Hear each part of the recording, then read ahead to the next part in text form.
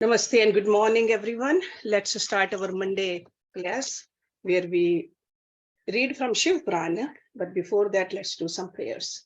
Om Guru Brahma, Guru Vishnu, Guru Devo Maheshwara, Guru Sakshat Parbrahma, Tasmai Shri Guruve Namaha.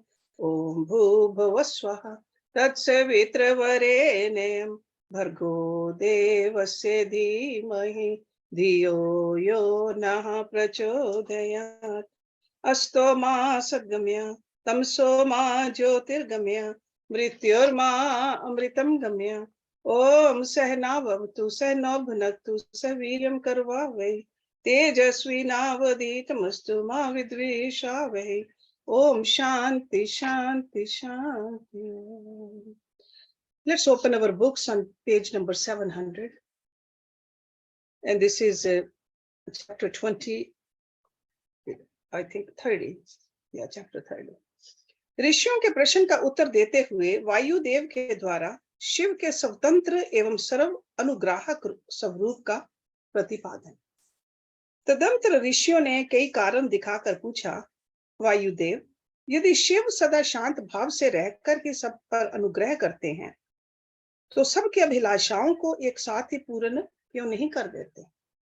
जो सब कुछ करने में समर्थ होगा वह सबको एक साथ ही बंधन मुक्त क्यों नहीं कर सकेगा?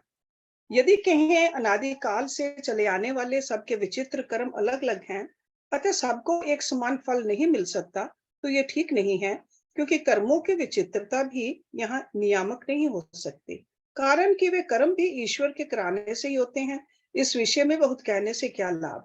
उपयुक्त रूप से विभिन्न युक्तियों द्वारा फैलाई गई नास्तिकता जिस प्रकार से शीघ्र ही निवृत्त हो जाए वैसा उपदेश दीजिए. वायु देवता ने कहा, ब्राह्मणों, आप लोगों ने युक्तियों से प्रेरित होकर जो संशय उपस्थित किया है वह उचित ही है, क्योंकि किसी बात को जानने की इच्छा अथवा तत्व ज्ञान के लिए उठाया गया प्रश्न साधु बुद्धि वाले पुरुषों में नास्तिकता का उत्पादन नहीं कर सकता. मैं इस विषय में ऐसा प्रमाण प्रस्तुत करूंगा जो सत्पुरुषों के मोह को दूर करने वाला है. असत पुरुषों का जो अन्यथा भाव होता है उसमें प्रभु शिव की कृपा का अभाव ही कारण है.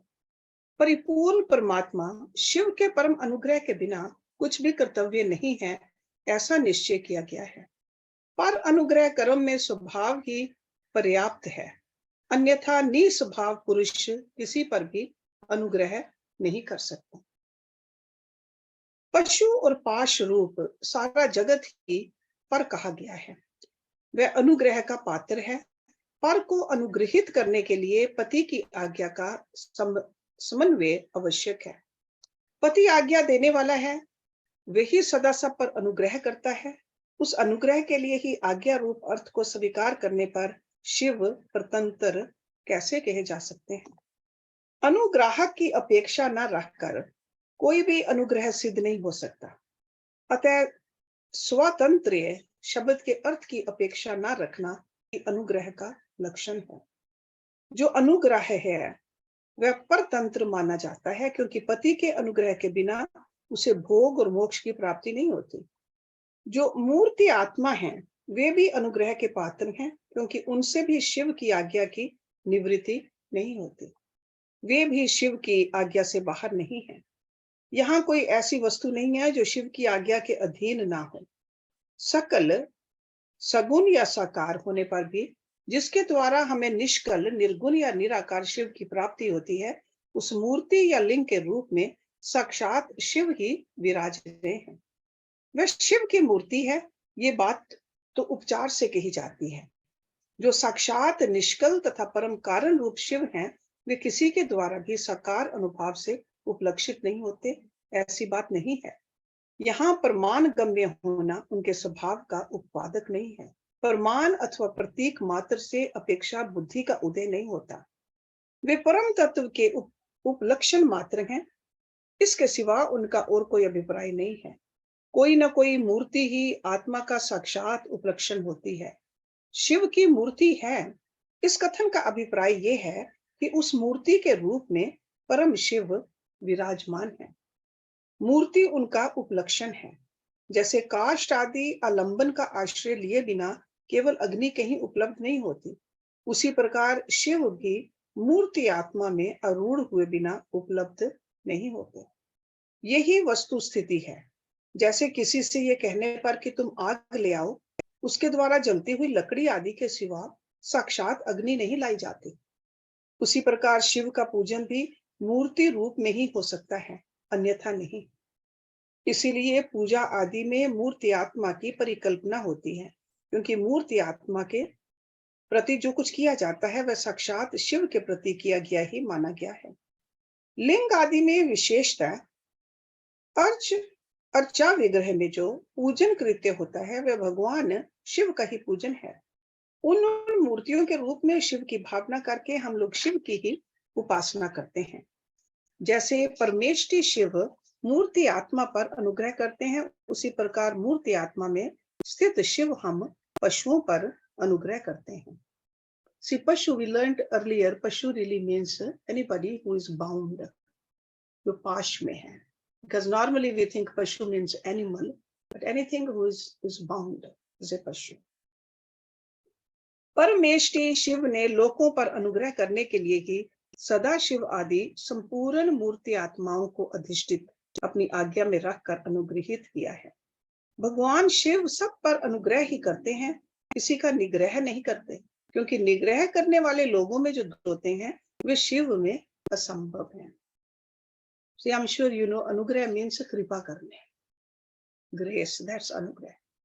ब्रह्मा आदि के प्रति जो निग्रह देखे गए हैं वे भी श्री कंठ मूर्ति शिव के द्वारा लोकहित के लिए ही किए गए हैं। विद्वानों की दृष्टि में निग्रह भी स्वरूप से दूषित नहीं है। जब वह राग द्वेष से प्रेरित होकर किया जाता है तभी निंदनीय माना जाता है। इसलिए दंडनीय अपराधियों को राजाओं की ओर से मिले हुए दंड की प्रशंसा की जाती है।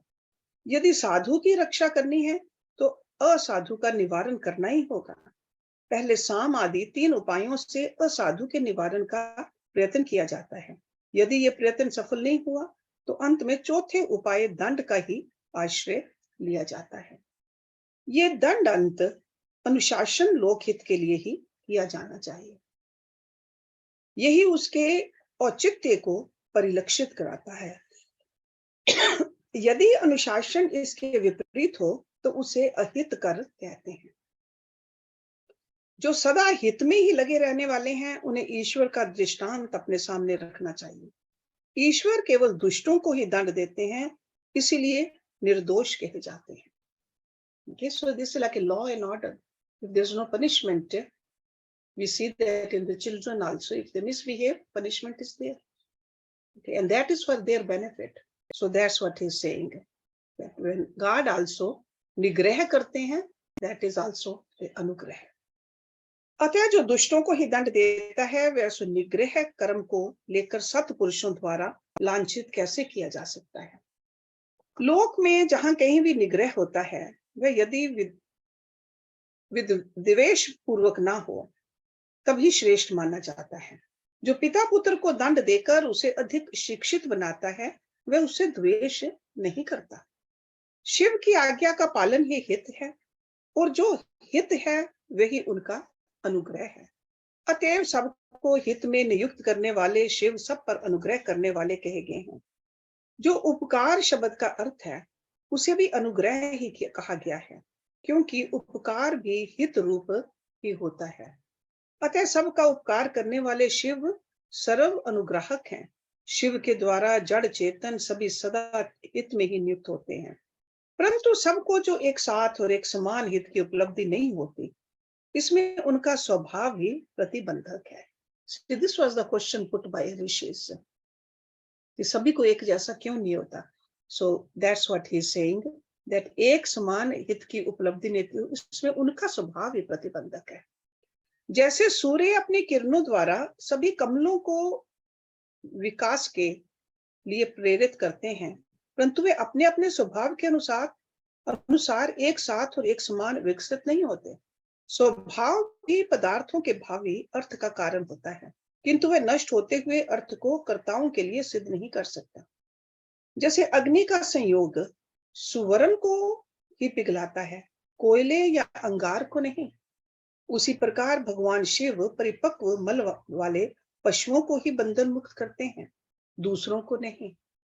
जो वस्तु जैसी होनी चाहिए वैसी वह स्वयं नहीं बनती।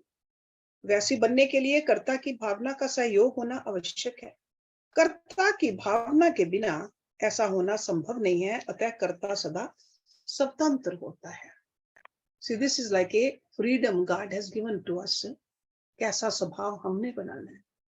सब पर अनुग्रह करने वाले शिव जिस तरह स्वभाव से ही निर्मल हैं, उसी तरह जीव संज्ञा धारण करने वाली आत्माएं स्वभावतः मलिन होती हैं। यदि ऐसी बात ना होती तो वे जीव क्यों नियम पूर्वक संसार में भटकते और शिव क्यों संसार बंधन से परे रहते।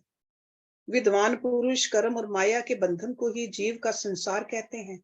ये बंधन जीव को ही प्राप्त होता है, शिव को नहीं। इसमें कारण है जीव का स्वाभाविक मल। वह कारणभूत मल जीवों का अपना स्वभाव ही है, आगंतुक नहीं है। यदि आगंतुक होता तो किसी को भी किसी भी कारण से बंधन प्राप्त हो जाता। जो ये हेतु है वह एक है, क्योंकि सब जीवों का स्वभाव एक सा है।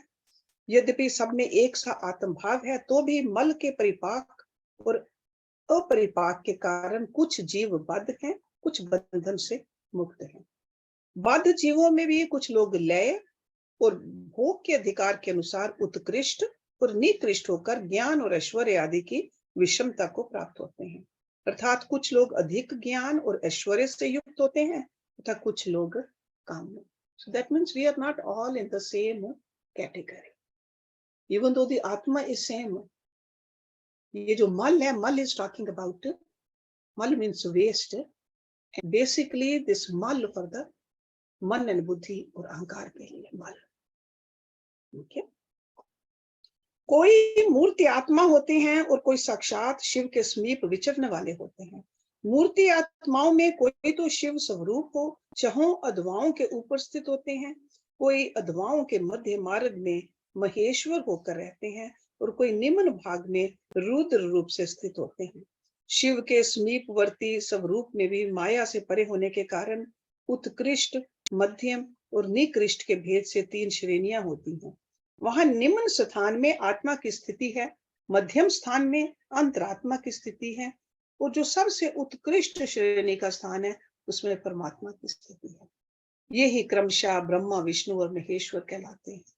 कोई वसु जीव परमात्म पद का आश्रय लेने वाले होते हैं, कोई अंतरात्म पद पर और आत्म पद पर प्रतिष्ठित होते हैं। भगवान शिव तो अनायास से समस्त पशुओं को बंधन से मुक्त करने में समर्थ हैं, फिर वे उन्हें बंधन में डाले रखकर क्यों दुख देते हैं। यहाँ ऐसा विचार या संदेह नहीं करना चाहिए, क्योंकि सारा संसार दुख रूप ही है, ऐसा विचारवानों का निश्चित सिद्धांत है। जो स्वभावता दुख में है वह दुख रहित कैसे हो सकता है। स्वभाव में उल्टफेर नहीं हो सकता। वैद्य की दवा से रोग अरोग नहीं होता। वह रोग पीड़ित मनुष्य का अपनी दवा से सुखपूर्वक उद्धार कर देता है। इसी प्रकार जो स्वभावता मलिन और स्वभाव से ही दुखी हैं, उन पशुओं को अपनी आज्ञा रूपी औषधि देकर शिव दुख से छुड़ा देते हैं।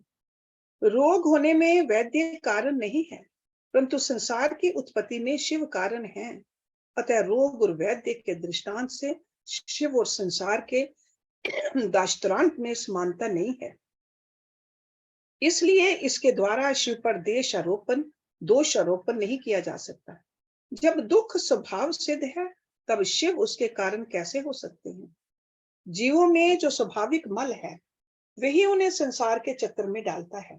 संसार का कारण भूत जो मल अचेतन माया है, वह शिव का सानिध्य प्राप्त किए बिना स्वयं चेष्टाशील नहीं हो सकता। जैसे चुंबक मणि लोहे का सानिध्य पाकर ही उपकारक होता है, लोहे को खींचता है, उसी प्रकार शिव भी जड़ माया आदि का सानिध्य पाकर ही उसके उपकारक होते हैं, उसे सचेष्ट बनाते हैं। उनके विद्यमान सानिध्य को अकारण हटाया नहीं जा सकता। अतः जगत के लिए जो सदा अज्ञात है वे शिव ही इसके अधिष्ठाता हैं। शिव के बिना यहाँ कोई भी प्रवृत्त नहीं होता। उनकी आज्ञा के बिना एक पत्ता भी नहीं हिलता। उनसे प्रेरित होकर ही ये सारा जगत विभिन्न प्रकार की चेष्टाएं करता है, तथापि वे शिव कभी मोहित नहीं होते। उनकी आज्ञा रूपनी जो शक्ति है वही सबका नियंत्रण करती है। उसका सब और मुख्य है। उसी ने सदा इस संपूर्ण दृश्य प्रपंच का विस्तार किया है। तथापि उसके दोष से शिव दूषित नहीं होते। जो दुर्बुद्धि मानव मोह वाशिष के विपरीत मान्यता रखता है वह नष्ट हो जाता है। शिव की शक्ति के वैभव से ही संसार चलता है, तथापि इससे शिव दूषित नहीं होते। इसी समय आकाश से शरीर रहित वाणी सुनाई दी, सत्यम ओम अमृतम सौम्यम। इन पदों का वहां स्पष्ट उच्चारण हुआ। उसे सुनकर सब लोग बहुत प्रसन्न हुए। उनके समस्त संशयों का निवारण हो गया तथा मुनियों ने विस्मित हो प्रभु पवन देव को प्रणाम किया। इस प्रकार उन मुनियों को संदेह रहित करके भी वायुदेव ने यह नहीं माना कि इन्हें पूर्ण ज्ञान हो गया। इनका ज्ञान अभी प्रतिष्ठित नहीं हुआ है, ऐसा समझकर ही वे इस प्रकार बोले। वायु देवता ने कहा, मुनियों, परोक्ष और अपरोक्ष, okay, I'm sure you know, see, approach is like a pratyaksha, approach, okay, and paroksha is uska ulta, so it's like a indirect, so direct and indirect.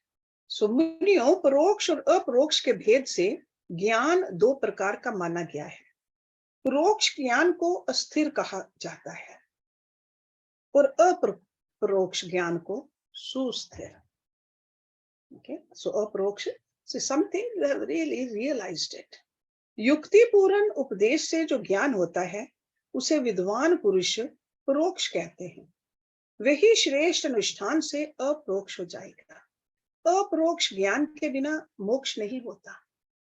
ऐसा निश्चय करके तुम लोग आलस्य रहित हो श्रेष्ठ अनुष्ठान की सिद्धि के लिए प्रयत्न करो।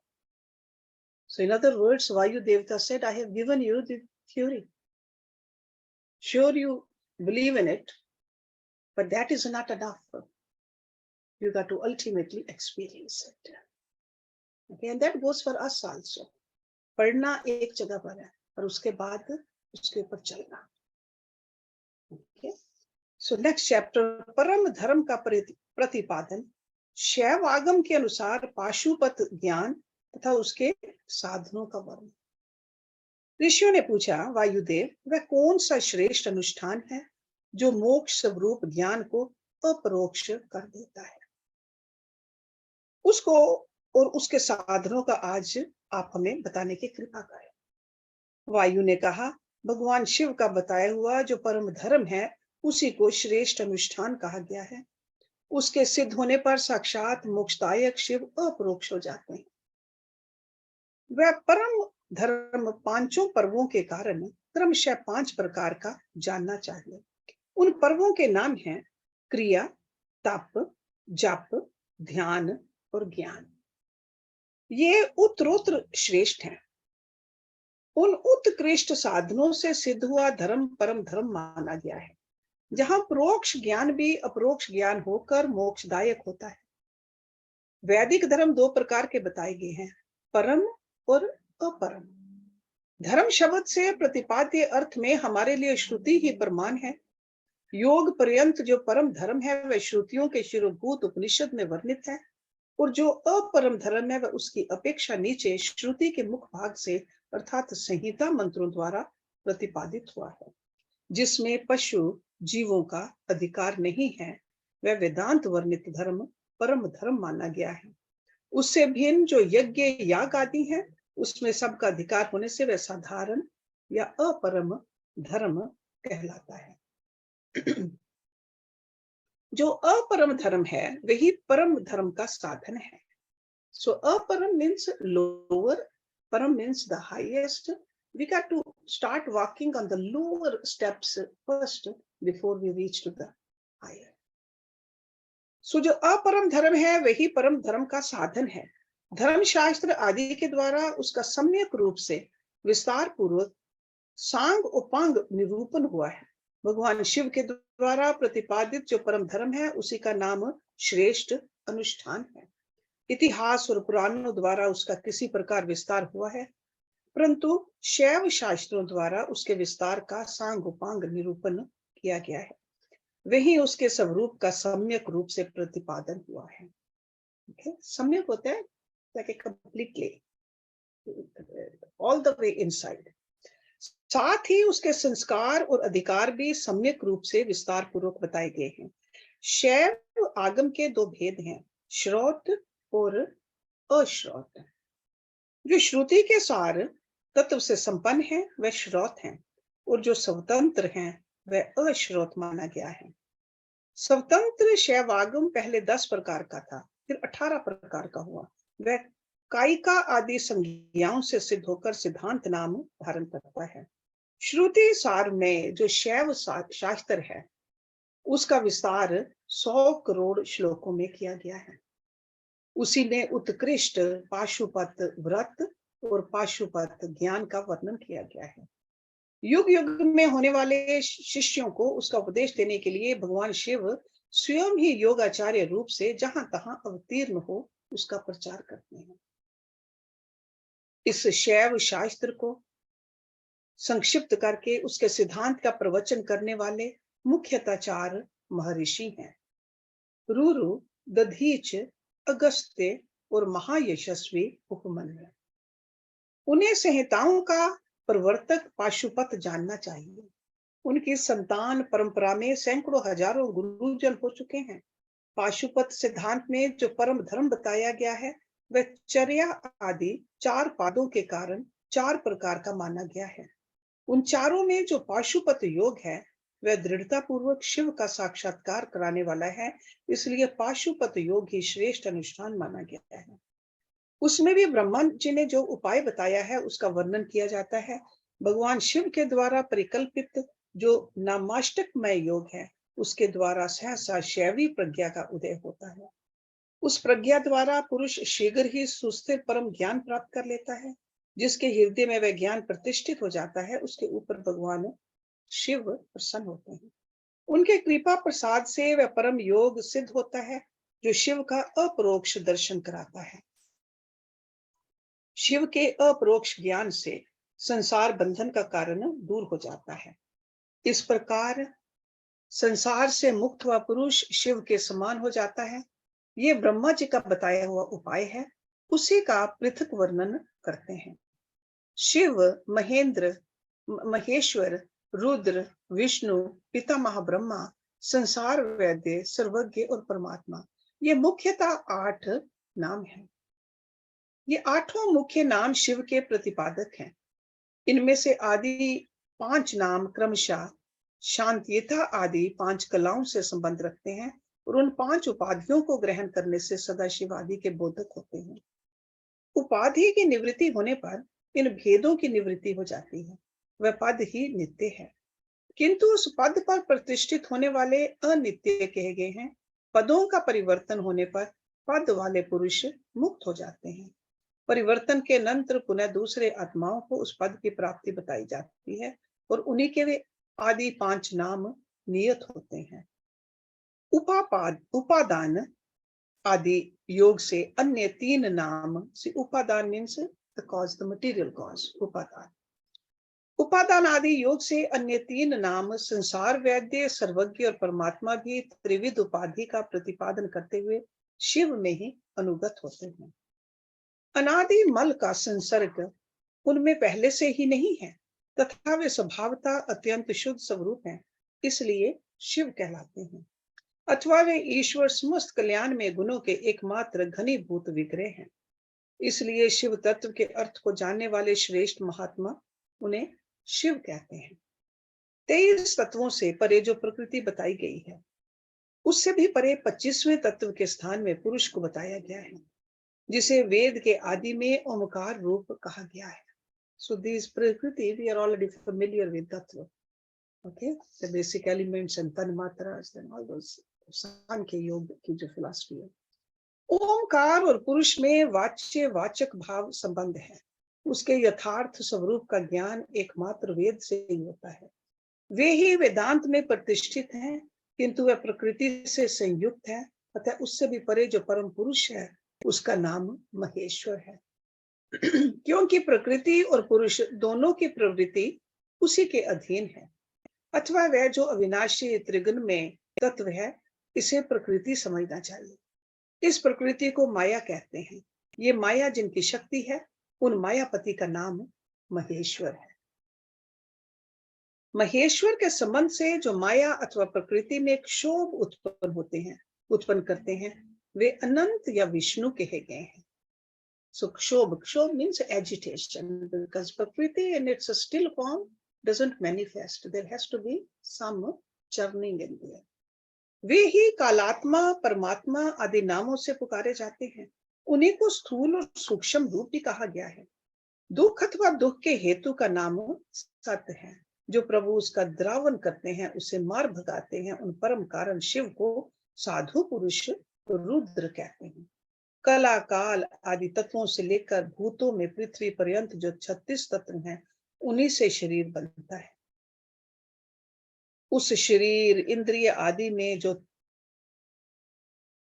तंद्रा रहित हो व्यापक रूप से स्थित हैं, वे भगवान शिव रुद्र कहे गए हैं।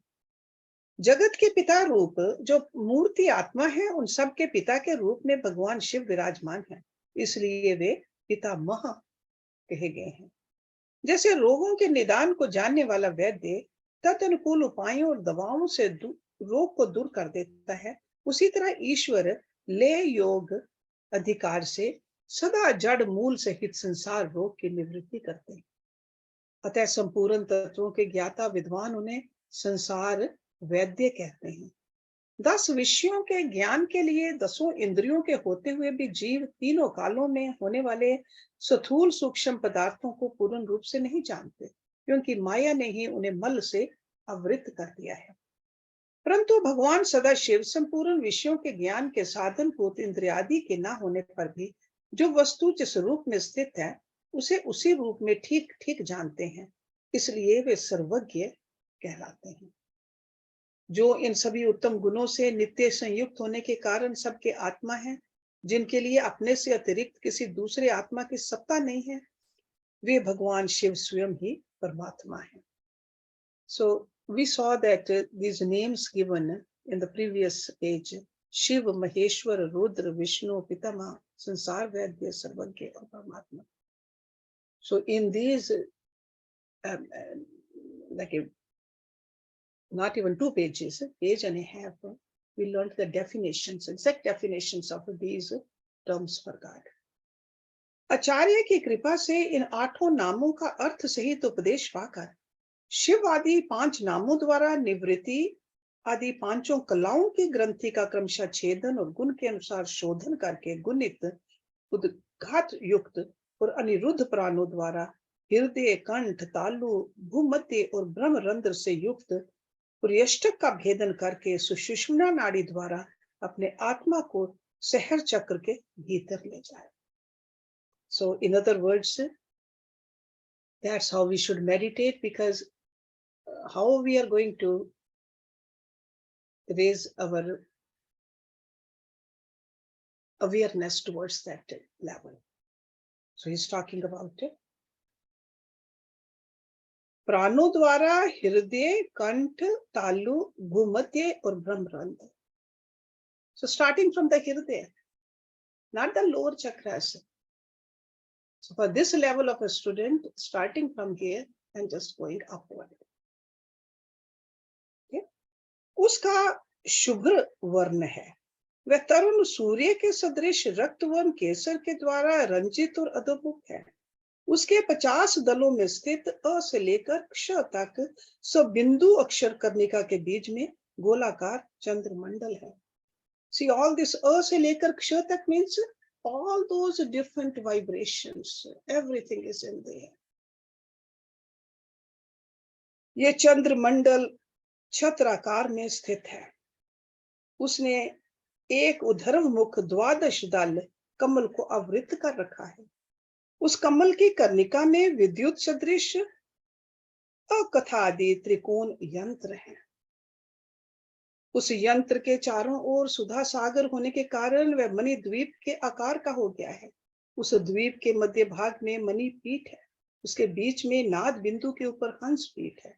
उस पर परम शिव विराजमान है. उक्त चंद्र मंडल के ऊपर शिव के तेज में अपने आत्मा को संयुक्त करें.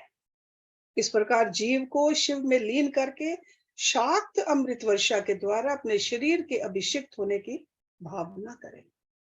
तत्पश्चात अमृत में विग्रह वाले अपने आत्मा को ब्रह्म रंध्र से उतार कर हृदय में द्वादश दल कमल के भीतर स्थित चंद्रमा से परे श्वेत कमल पर अर्धनारीश्वर रूप में विराजमान मनोहर आकृति वाले निर्मल देव भगत वत्सल महादेव शंकर का चिंतन करें। उनकी अंग कांति शुद्ध स्फटिक मणि के समान उज्जवल है।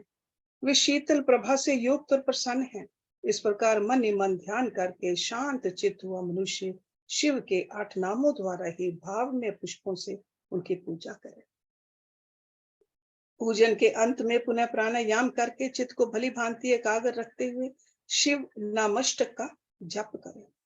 फिर भावना द्वारा नाभि में 8 आहुतियों का हवन करके पूर्ण आहुति एवं नमस्कार पूर्वक 8 फूल चढ़ाकर अंतिम अर्चना पूरी करके चुल्लू में लिए हुए जल की भांति अपने आप को शिव के चरणों में समर्पित कर दें। So this is like in detail how should we do the sadhana with the help of the meditation and the pranayama, and of course surrender. And 8 naam they were mentioned in the beginning of this Quran. So if you don't remember, you can go back and find out. इस प्रकार करने से शीघ्र ही मंगल में पाशुपत ज्ञान की प्राप्ति हो जाती है और साधक उस ज्ञान की सुस्थिरता पा लेता है। साथ ही वह परम उत्तम पाशुपत व्रत एवं परम योग को पाकर मुक्त हो जाता है, इसमें संशय नहीं है। Because these rishis they wanted to know the sadhana, so that's why Vayu Devta just went into the detail of this, and this is all based upon the chakra meditation. Because each chakra is it's like there are number of battles in each chakra, and that's what we read over here also. Okay, so पाशुपत व्रत की विधि और महिमा तथा भस्म धारण की महत्ता। ऋषि बोले, भगवान हम परम उत्तम पाशुपत व्रत को सुनना चाहते हैं, जिसका अनुष्ठान करके ब्रह्मा आदि सब देवता पाशुपत माने गए हैं।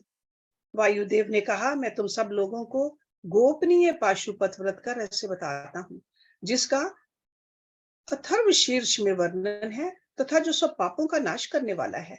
चित्रा से युक्त पौर्णमासी इसके लिए उत्तम काल है। शिव के द्वारा अनुगृहित स्थान ही इसके लिए उत्तम देश है, अथवा क्षेत्र, बगीचे आदि तथा वन प्रांत भी शुभ एवं प्रशस्त देश है। So that means a little ekant, okay, not in the middle of a lot of noise, whether it's from a street or from a house. पहले त्रयोदशी को भली भांति स्नान करके नित्य कर्म संपन्न कर ले, फिर अपने आचार्य की आज्ञा लेकर उनका पूजन और नमस्कार करके व्रत के अंग रूप से देवताओं की विशेष पूजा करें। उपासक को स्वयं श्वेत वस्त्र, श्वेत यज्ञोपवीत, श्वेत पुष्प और श्वेत चंदन धारण करना चाहिए। वह कुश के आसन पर बैठकर हाथ में मुट्ठी भर कुश ले पूर्व या उत्तर की ओर मुंह करके 3 प्राणायाम करने के पश्चात भगवान शिव और देवी पार्वती का ध्यान करें। फिर यह संकल्प करे कि मैं शिव शास्त्र में बताई हुई विधि के अनुसार ये पाशुपत व्रत करूंगा। वे जब तक शरीर गिर न जाए तब तक के लिए, अथवा 12, 6 या 3 वर्षों के लिए, अथवा 12, 6, 3 या 1 महीने के लिए, अथवा 12, 6, 3 या 1 दिन के लिए इस व्रत की दीक्षा लें। संकल्प करके विरजा होम के लिए विधिवत अग्नि की स्थापना करके क्रमशः घी, समिधा और चरु से हवन करें।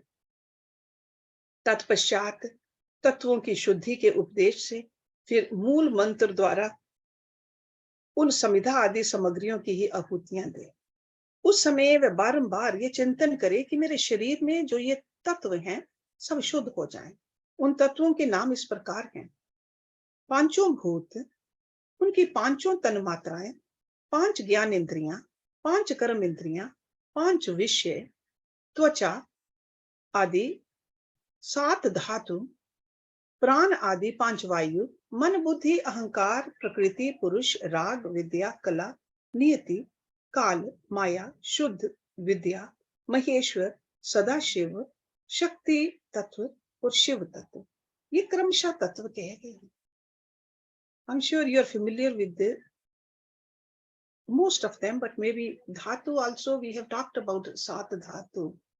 They are like what this body is made out of: blood, muscle, fat, bone marrow, plasma, and reproductive fluid also. So in Sanskrit it's called ras, rakta, mamsa, medha, asti, majja, shukra.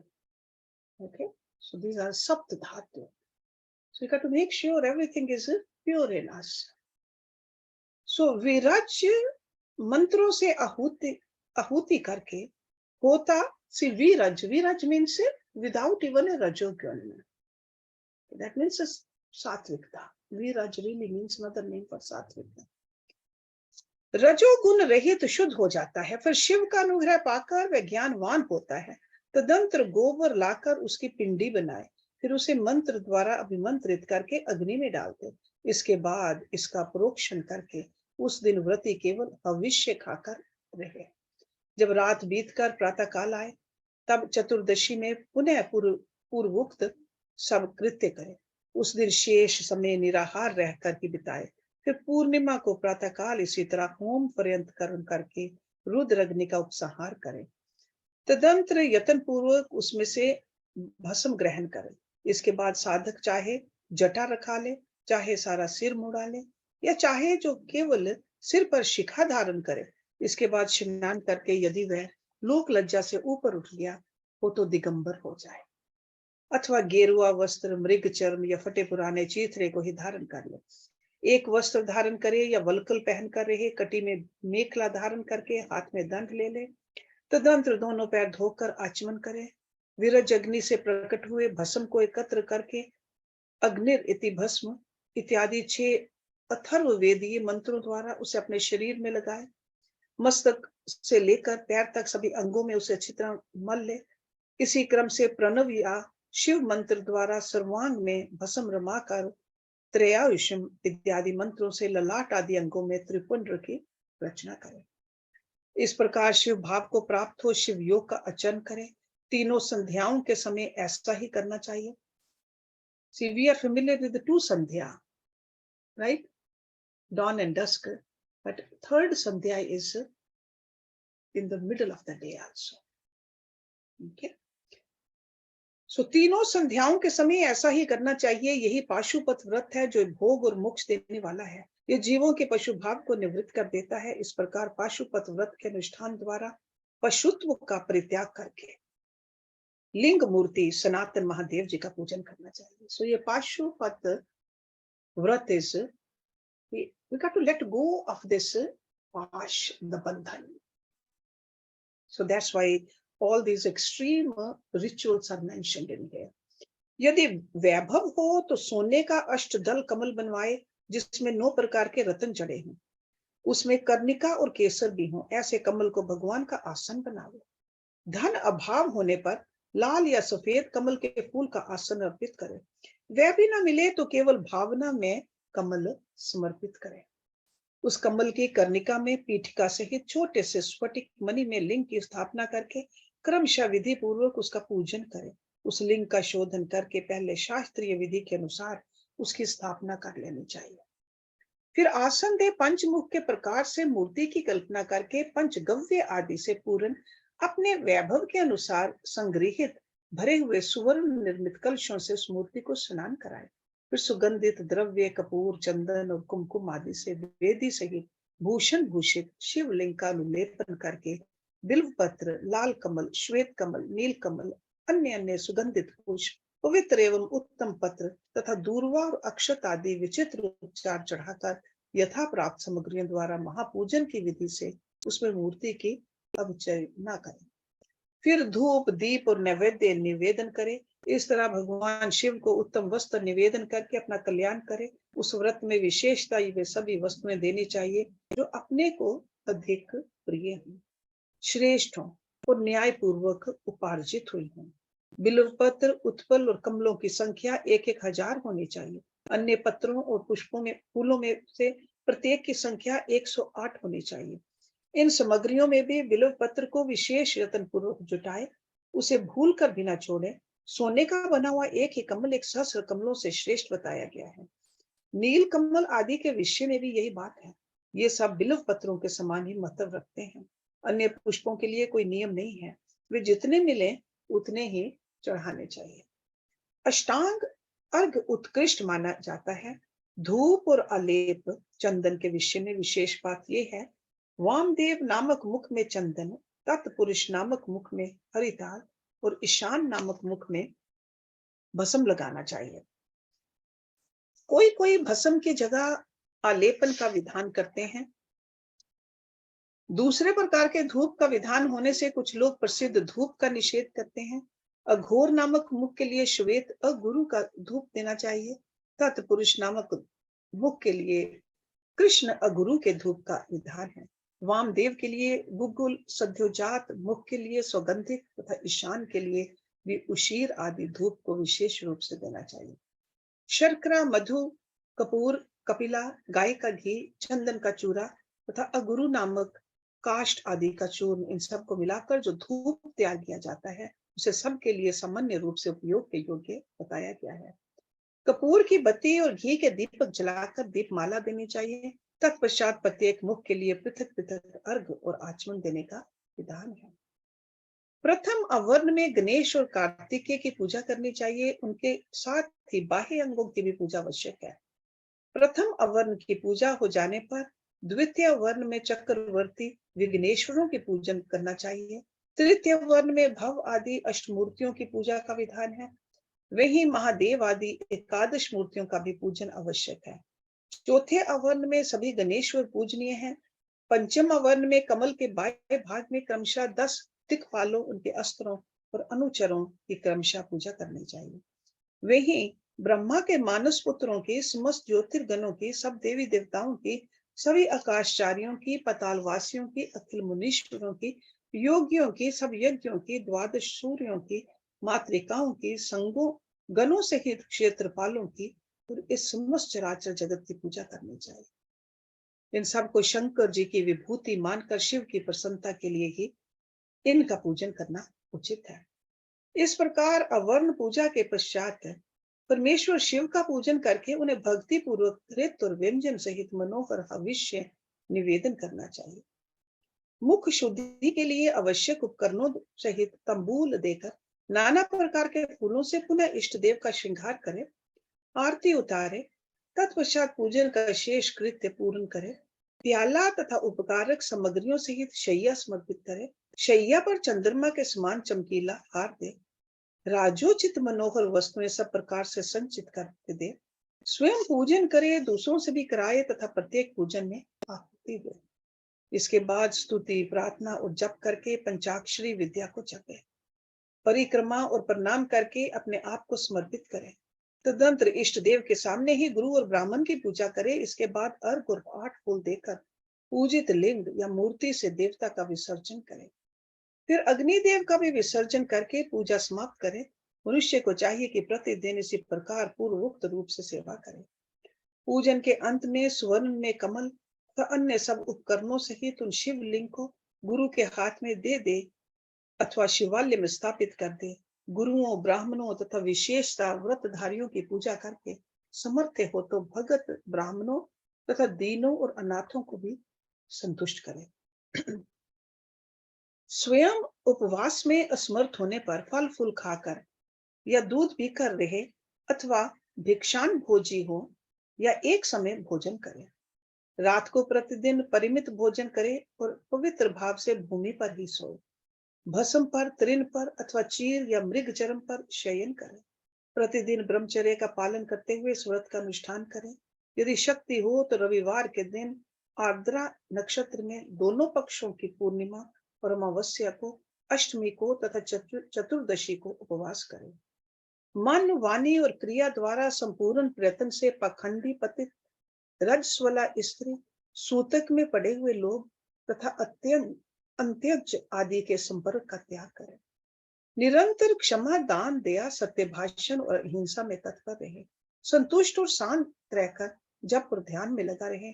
तीनों काल स्नान करे अथवा भस्म स्नान कर ले, मनवाणी और क्रिया द्वारा विशेष पूजा करे। इस विषय में अधिक कहने से क्या लाभ है? व्रतधारी पुरुष कभी अशुभ आचरण ना करे। पर मादवश यदि वैसा आचरण बन जाए तो उसके गुरु लाघव का विचार करके उसके दोष का निवारण करने के लिए पूजा, होम और जप आदि के द्वारा उचित प्रायश्चित करे। व्रत की समाप्ति पर्यंत भूल कर भी अशुभ आचरण ना करे।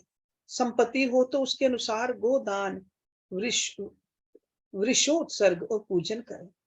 भगत पुरुष निष्काम भाव से शिव की प्रीति के लिए सब कुछ करे।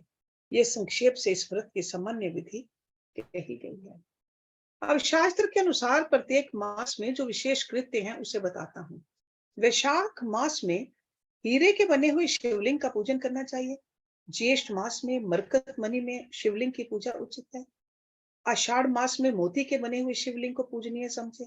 श्रावण मास में नीलम का बना हुआ शिवलिंग पूजन के योग्य है। भाद्रपद मास में पूजन के लिए पद्मराग मणि में शिवलिंग को उत्तम माना गया है। आश्विन मास में गोमेद मणि के बने हुए लिंग को उत्तम समझे। कार्तिक मास में मूंगे के और मार्गशीर्ष मास में वैद्रीय मणि के बने हुए लिंग की पूजा का विधान है। पौष मास में पुष्पराग पुखराज मणि के तथा माघ मास में सूर्यकांत मणि के लिंग का पूजन करना चाहिए। फागुन मास में चंद्रकांत मणि के और चैत्र में सूर्यकांत मणि के बने हुए लिंग के पूजन की विधि है। अथवा रत्नों के नाम मिलने पर सभी मासों में स्वर्ण में लिंग का ही पूजन करना चाहिए। स्वर्ण के अभाव में चांदी, तांबे, पत्थर, मिट्टी, लाह या किसी वस्तु का जो सुलभ हो लिंग बना लेना चाहिए। अथवा अपनी रुचि के अनुसार सर्वगंध में लिंग का निर्माण करें। व्रत की समाप्ति के समय नित्य कर्म पूर्ण करके पूर्ववत विशेष पूजा और हवन करने के पश्चात आचार्य का तथा विशेषता व्रती ब्राह्मण का पूजन करें। फिर आचार्य की आज्ञा ले पूर्व या उत्तर की ओर मुंह करके कुश आसन पर बैठे। हाथ में कुश ले प्राणायाम करके साम सदा शिव का ध्यान करते हुए यथाशक्ति मूल मंत्र का जप करें। फिर पूर्ववत आज्ञा ले हाथ की ओर नमस्कार करके कहे, भगवान अब मैं आपकी आज्ञा से इस व्रत का उत्सर्ग करता हूँ। ऐसा कह शिवलिंग के मूल भाग में उत्तर दिशा की ओर पुष्पों का त्याग करते। तदंतर दंड, चीर, जटा और मेखला को भी त्याग दें। इसके बाद फिर विधि पूर्वक को आचमन करके पंचाक्षर मंत्र का जप करें। एंड पंचाक्षर अक्षर we learned that ओम नमः शिवाय, that's a पंचाक्षर अक्षर।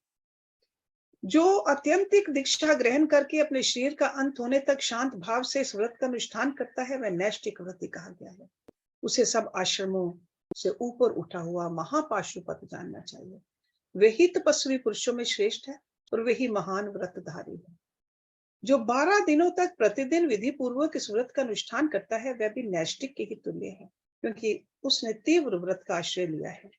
जो अपने शरीर में घी लगाकर व्रत के सभी नियमों के पालन में तत्पर हो 2-3 दिन या 1 दिन भी इसका व्रत का अनुष्ठान करता है वह भी कोई नैष्ठिक ही है।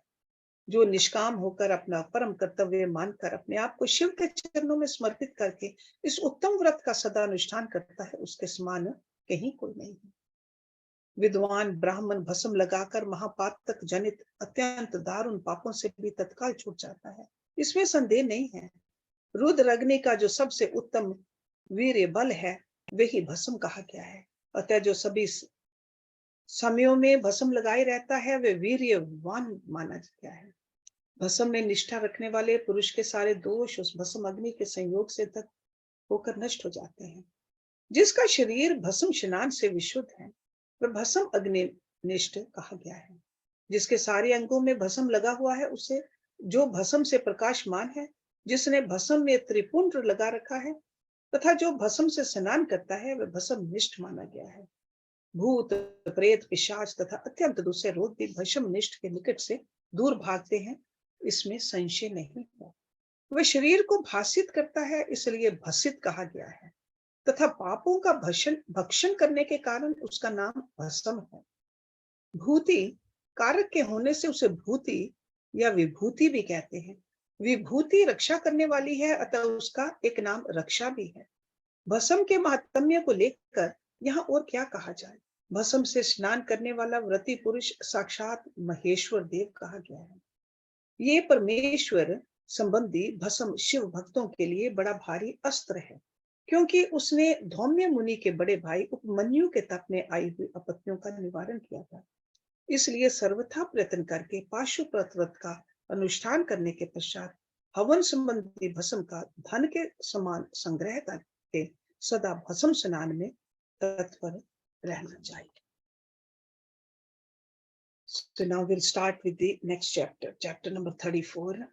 And बालक उपमन्यु को दूध के लिए दुखी देख माता का उसे शिव की आराधना के लिए प्रेरित करना तथा उपमन्यु की तीव्र तपस्या। So let's stop our reading over here today. ओम पूर्णमदा पूर्णमिदं पूर्णात् पूर्णमुदच्यते पूर्णस्य पूर्णमदाय पूर्णमेवावशिष्यते। ओम शांति शांति Shanti Om. Thank you very much.